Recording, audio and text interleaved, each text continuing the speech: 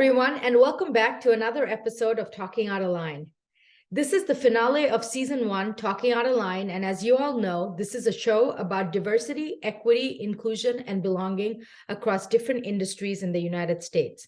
To end the season, we'll be speaking with Catherine Piccoli, who is the Curatorial Director at Museum of Food and Drink at MoFad, to talk about all things food and inclusion. The MoFad is a museum unlike ever seen before.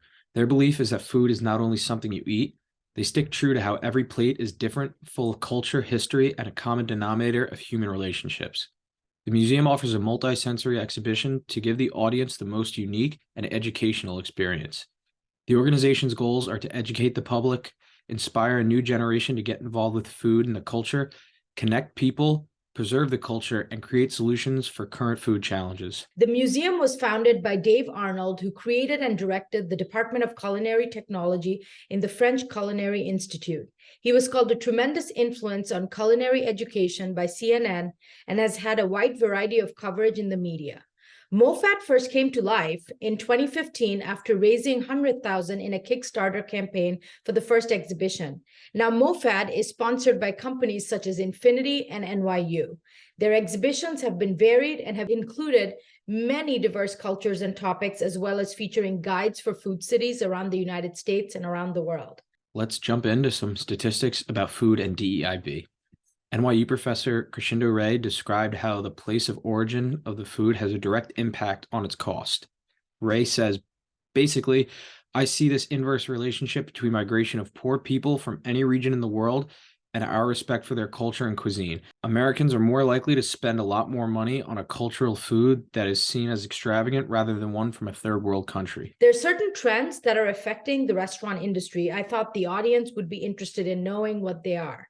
So some of the trends are there's shortage of chefs, and there's a shortage in food supply due to problems in the supply chain and the shift to the digital world, which is taking over on how people eat and order their food. Additionally, vaccination issues are affecting restaurants after COVID-19 in the way in which workers are operating in restaurants, as well as the way in which people show up to eat or don't show up to eat in restaurants. Food industry statistics and DEIB. Industry leadership team and boards are made up predominantly of white males. 81% of board members are white. 84% of leader members are white. 68% of board members are male. 57% of leadership members are male. And 73% of natural and organic product consumers are white. Many consumers, 38%, are more likely to trust brands that overtly demonstrate their commitment to diversity and inclusion in the marketing content. 68% of companies in their food industry say that they're actively trying to focus in training employees on diversity and inclusion. According to the US Census Bureau, international restaurants that are often categorized as ethnic restaurants have increased to 45% from 2002 to 2012, while the total number of restaurants have only increased by 19%. This demonstrates that people may be likely to becoming more accepting, adventurous, and interested in trying food from other cultures, since non-mainstream ethnic and or international restaurants have been increasing by 66% in total.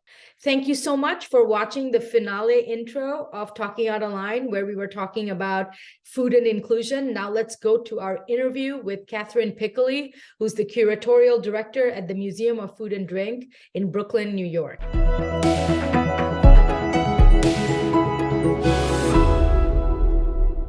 Welcome to another episode of Talking Out of Line. Today we have with us Catherine Piccoli, who's the Curatorial Director at the Museum of Food and Drink, which in short is called MoFad in New York. So thank you so much, Catherine, for being with us and for sharing your amazing work that you do. I'm jealous. I want to be you. So tell us a little bit about yourself and your project and all the work that you all do at MoFad. Well, thanks so much for having me, Fadia. I'm excited to be here and talking about all of our work at MoFad. I am a food studies scholar. I have degrees in history and in food studies, and I've been working at MoFad since about 2014. I've worn many, many hats, but as curatorial director, I primarily focus on on our exhibitions, on researching, writing, curating, and putting together all of our exhibitions. And I also oversee our other mission-based work, which is focused on public programming, both for adults and for children and school groups. Sounds good. So tell us a little bit about MoFad as an organization. How did it come into being? Give us some of the highlights along the way that made it what it is. Sure. MoFad has been an idea since, I think, 2005 or so. The museum was founded by Dave Arnold, who's a cocktail and food technology person here in New York. And he loves museums and loved food and thought to himself, why isn't there a museum like the Smithsonian or the Met that's all dedicated to food and drink? And so he really started this project and got it going. Since about 2011 or so, we've been functioning as a museum, working towards a space along the lines of big museum space. We're still quite a ways away, but we've been, really working to prove our concept through those things that I mentioned, through our exhibitions and public programming.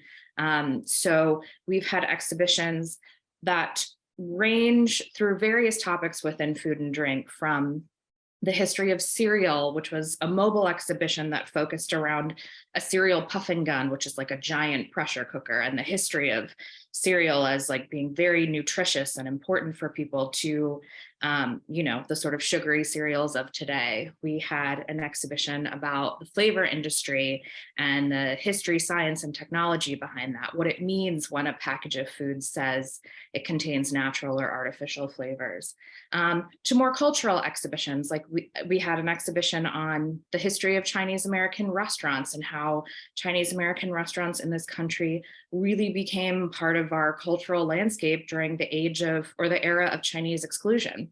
And then most recently, we had a major exhibition on African American contributions to American cuisine. So we really are trying to think about various pillars, as we call them, within food and drink, from science and technology, production, labor, culture, history, all of those sort of touch points in our exhibitions, as well as in our programming. Some of our programs focus specifically on those exhibitions, but with our programming, we get to explore a lot more topics, again, sort of across the broad spectrum of food and drink and culture.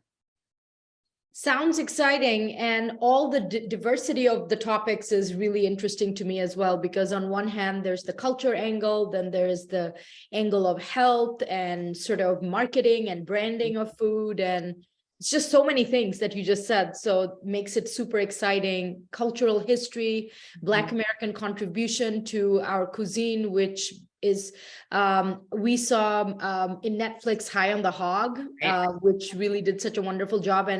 And yeah, so all of this is what makes you all my favorite guest for the topic of food and diversity, equity, inclusion, and belonging. So tell us a little bit about what does diversity, equity, inclusion, and belonging mean to you as an organization?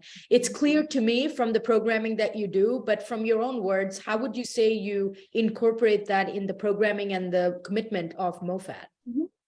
Yeah, well, I think that it's really important to us that we are a museum for everyone. We all eat and drink, and I think most of us like to, but I don't want to, cast out anyone who doesn't like to eat or who eats more functionally and less for pleasure.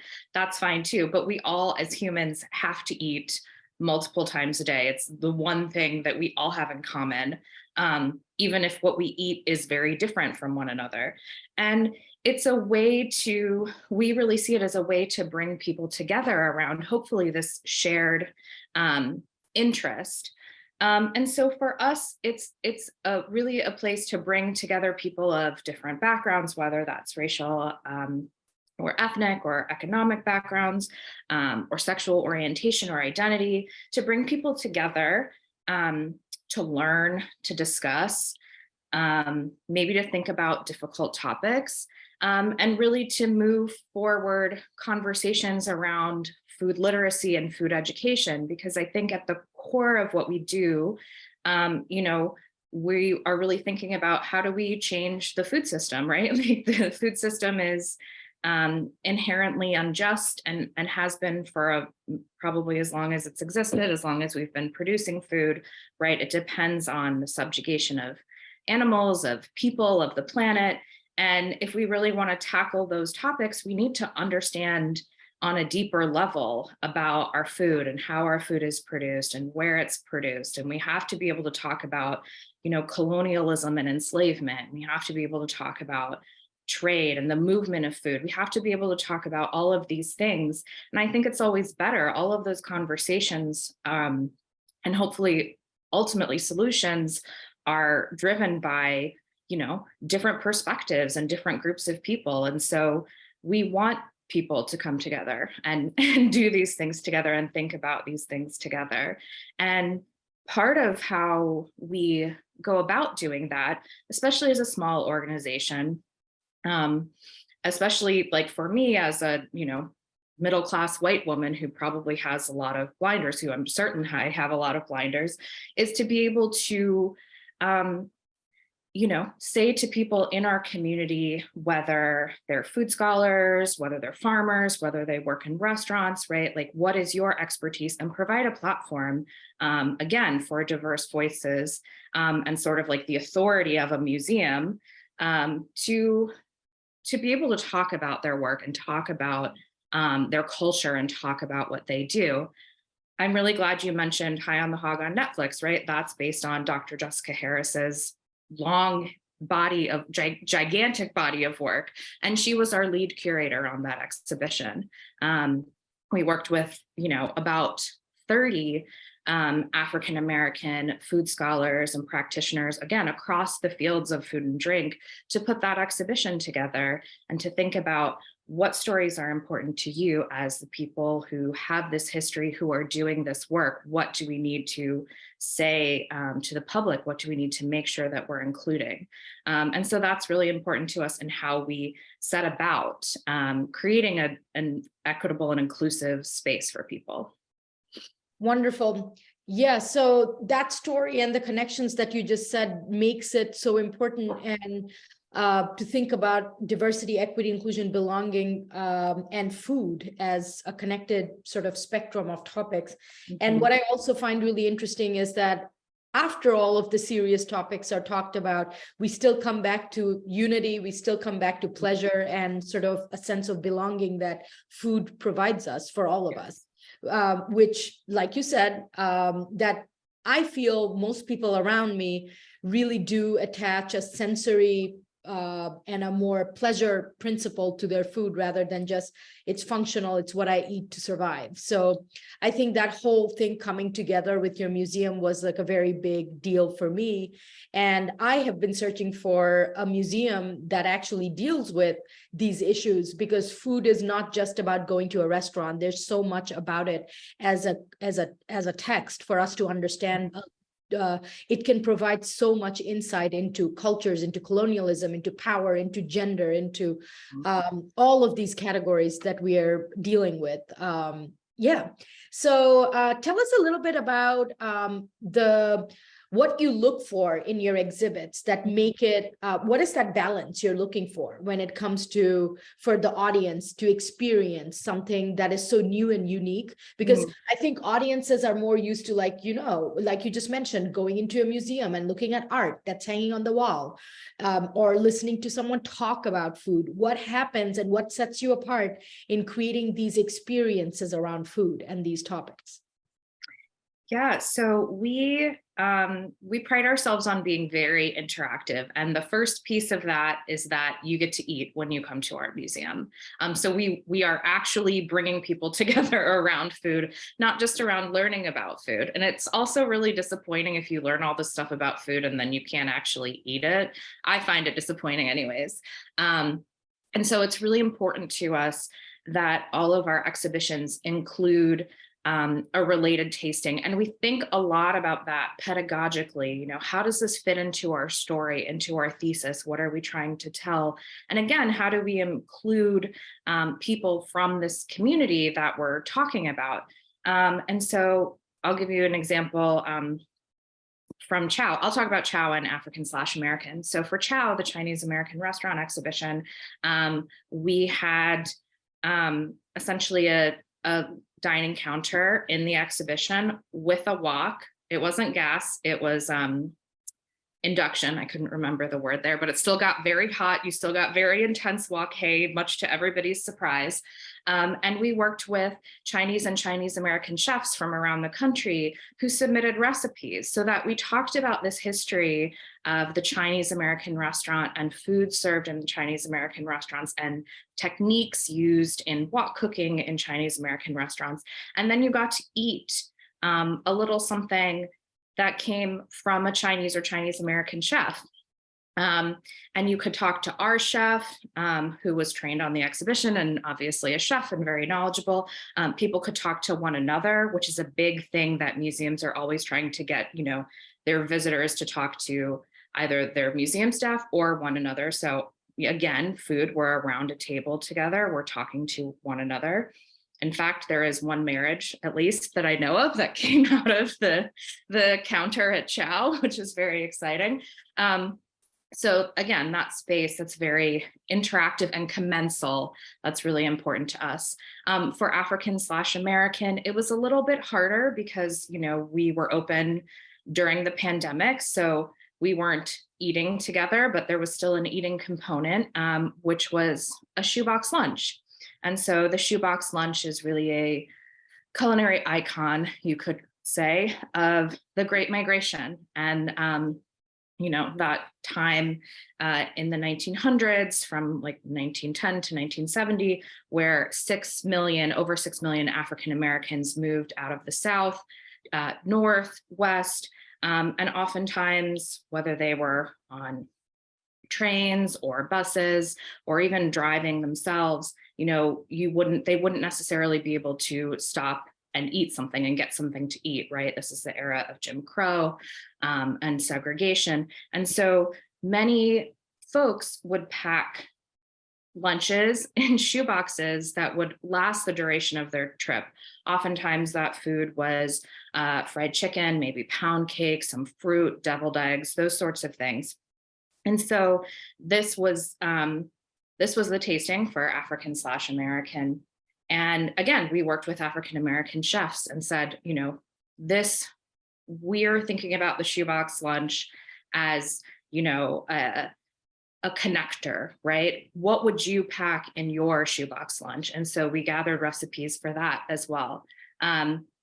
We wanted people to be able to eat together. I do think there was something actually important for people taking that box and leaving the museum to eat that was also interesting. I wish I could have been part of those conversations after people left.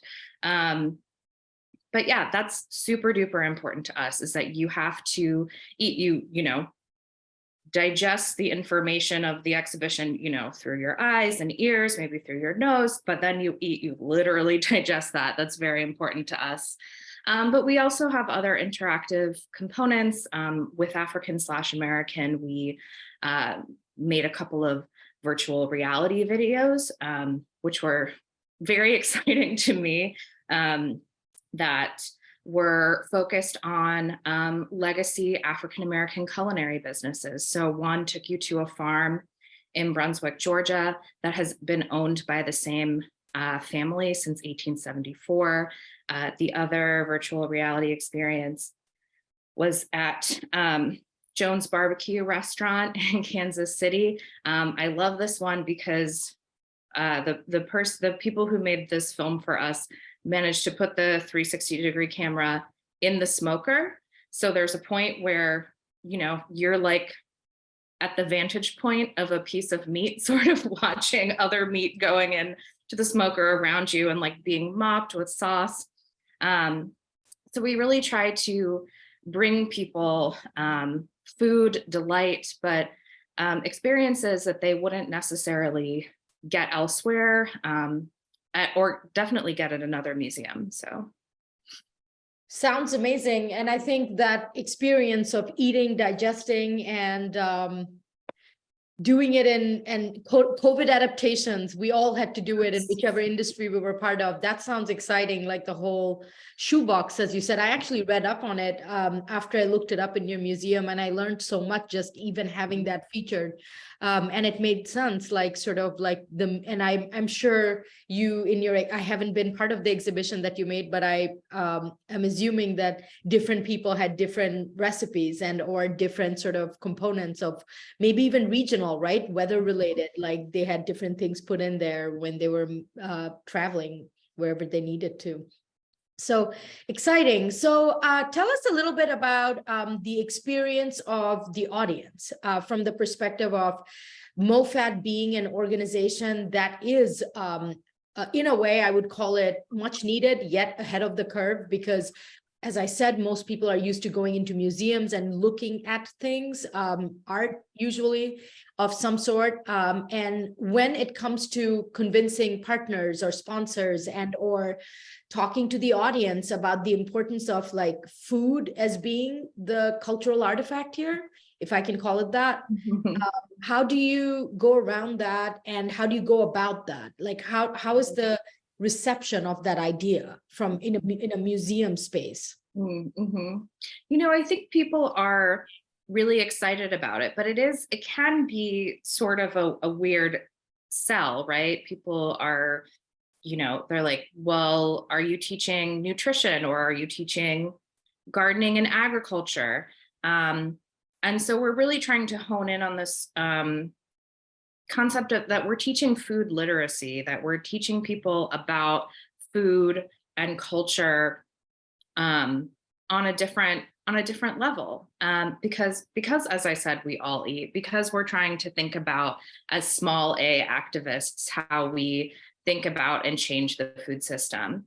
And so that's it can be a tricky space to navigate. The interesting thing I would say for visitors, because we are still small and we've tended to have one exhibition at a time, they tend to attract different crowds, which has been interesting in a way for us to sort of grow and expand our reach through different sorts of audiences, right? For the flavor exhibition, we had a lot of people in the flavor industry come through who were very excited because, you know, a lot of people don't know about this industry, which has a huge impact on the way all of us eat, but is really like made by a very small group of people in the world. So that was interesting. We saw a lot more Chinese and Asian visitors come through for chow. We had a lot more African-American visitors come through for African/American, and we even see it with our programming. And so I think that is, again, important to us, that we can help represent stories for lots of different people in different industries of different backgrounds. But that also, you know, that's like slowly expanding our reach. During sort of the worst days of the pandemic, when we were totally virtual, that was even a really interesting time for us, because we were able to, again, expand our reach across the country and around the world, which was not something I think that we were expecting. It makes sense now, but in the moment, we were sort of like, what do we do? We're going to try to do Zoom programs. How does that work? What does that look like? But, you know, being a small museum in New York, not everybody can get to our exhibitions or our in-person programming. Sometimes our in-person programs, depending on where we are, might only fit 25 people. And so this was a way to really get a lot of people together and really understanding what we do. And maybe they came to taste wine for a program, let's say, but they heard about other things that we were doing and thought, you know, oh, that's really interesting. I didn't think about it that way, and became, you know, users of the museum. Right. And I think even in the museum space, it is really important for small museums to consider online programming. And in your case, it's a very unique challenge because it's about food and taste and experience, because you are so unique in the large list of museum options that anyone would have globally. So I think in some ways you're trendsetters to make people more interested with your online programming, because there's few museums on food and drinks anywhere. Yes. So it would be, in a way, the pandemic could work really well in your favor in that regard, because you are so uniquely placed. There are a lot of art museums everywhere you go. They're not made equal in terms of quality and scale, etc. But when it comes to Museum of Food and Drink, you are very uniquely placed. And I guess it comes with its own potentials of what could be possible with the online platform. Absolutely. And it's one of the things that we think about regardless of what we're doing is like, why should people come to us besides, what we think is like our very important educational mission? But what can they do at MoFad or experience online with MoFad? They can't experience anyplace else. We don't have a very large collection. We don't have a Picasso. We don't have Abe Lincoln's hat. We don't have, pieces of, food. Material culture around food is so everyday, so commonplace. I think it's interesting to look at an old cast iron skillet, but maybe not everybody is interested in that, right? And so there's always this, what is the thing that's going to, besides the story, besides the really important educational mission, that people have to come to us to get? We think a lot about that. I don't know that when I started working at MoFad that I realized I would think so much about that, but it is really important to what we do, even with our online programming. Okay, is there a box of ingredients that people can add on and follow a demo along at home? How do we, share these experiences together, even when we're, maybe across the country, across screens? Yeah, it is a very special method and experience that I think access, and it brings in questions of access, equity, interest, and just generally the relationship between local and global. Yeah, exciting. So I think the pandemic has sort of changed the shape and form of many industries, and yours is no different, it looks like. And in some ways yours has created an experience culture in a way through like you said, sending a little box of ingredients and then doing a demo together from wherever people are based. It's, I think, a different level of experience that is possible. So tell me a little bit about generally how you operate when it comes to selecting exhibitions. Where does it come from in terms of trends and interests? Do you have some goals that you'd like to meet, or just any details that the audience could sort of understand, sort of ways in which your exhibits come into being?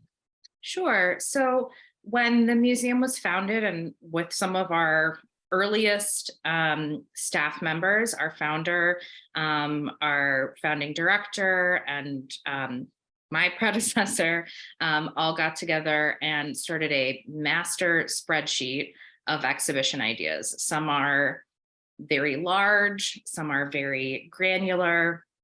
Again, always thinking about sort of these different pillars or aspects of food and drink, because we want to be able to maybe touch on all of them or a lot of them in an exhibition. Even if the exhibition is very much focused on culture, say, we still want to talk about technology, production, if we can, economics. So that is a great starting point for us. But we also, there are 4 of us on staff.